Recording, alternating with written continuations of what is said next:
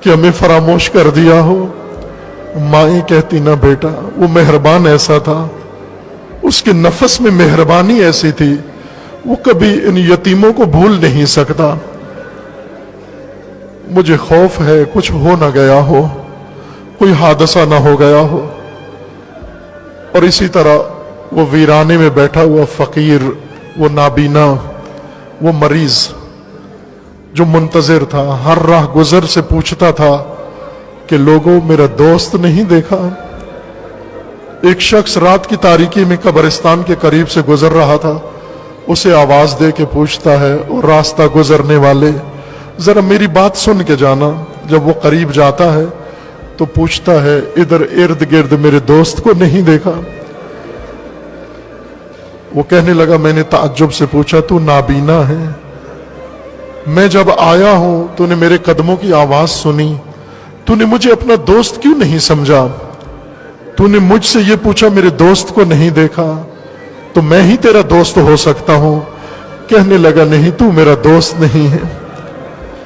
تیرے قدموں کی آواز سن کر مجھے اتنا پتہ چلا کوئی انسان گزر رہا ہے، لیکن میرا دوست جب گزرتا ہے اس کے قدموں کی آواز سن کے لگتا ہے کوئی مہربان گزر رہا ہے،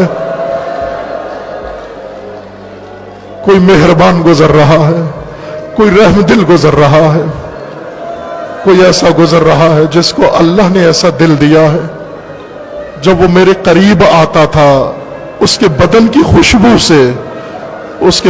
خوشبو سے جو میرا احساس ہوتا تھا، تجھے ملنے سے وہ احساس نہیں ہوا؟ مجھے بتا تو صحیح کہ وہ کون ہے؟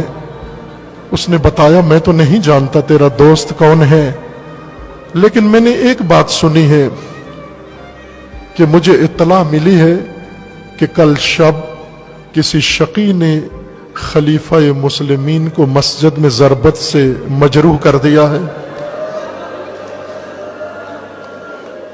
جب اس نے پوچھا کہ شہر میں کوئی حادثہ تو نہیں ہوا، کوئی واقعہ تو نہیں ہوا، کہا اور تو نہیں سنا، بس یہ واقعہ سنا ہے کہ امیر المومنین کو مجروح کر دیا گیا ہے۔ بس امیر المومنین کا نام آنا تھا۔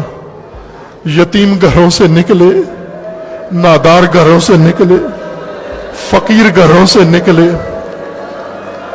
جب یہ خبر سنی اور ساتھ ہی انہوں نے سنا کہ طبیب نے یہ تجویز کیا ہے کہ امیر المومنین کے سر پہ جس تلوار سے ضرب لگائی گئی وہ زہر میں بجھی ہوئی تھی، زہر کا اثر بدن مولا میں ہو گیا ہے، اب فقط دودھ سے علاج ہو سکتا ہے، اگر ہوا تو دودھ اثر کر سکتا ہے۔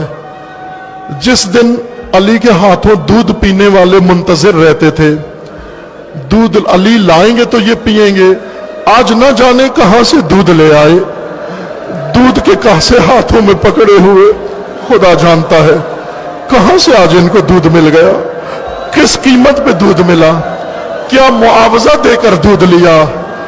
دودھ کے کاسے لے کر علی کے گھر کے سامنے آ کر فریاد کر کے پکار کے کہہ رہے ہیں کہ میرے حصے کا دودھ میرے مولا کو پلا دو، شاید یہ اس مہربان کو شفا ہو جائے۔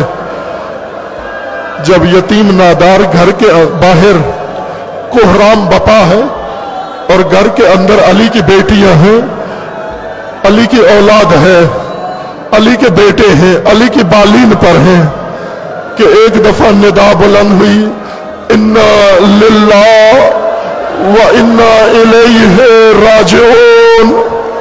اس دن زینب کلثوم اپنے بابا سے لپٹ کر فریاد کرنے لگی اور امام حسن مجتبی در کھول کر باہر آئے اور کوفہ کے یتیموں اور فقیروں کو کہا کہ اپنا دودھ واپس لے جاؤ، جس مہربان کے لیے لائے تھے وہ اپنے اللہ سے جا ملا، وہ اپنے رب سے جا ملا۔ یہ سننا تھا، دودھ کے کاسے ہاتھ سے چھوٹ گئے، دودھ زمین پہ گر گیا، انہی ہاتھوں سے سر پہ ماتم کیا، فریاد کی، حیدر حیدر کی فریاد کی، علی دنیا سے رخصت ہو گئے۔ الا لعنت اللہ علی الظالمین۔ فسيعلم الذين ظلموا أي منقلب ينقلبون. ماتم مولا علی، ماتم حسین.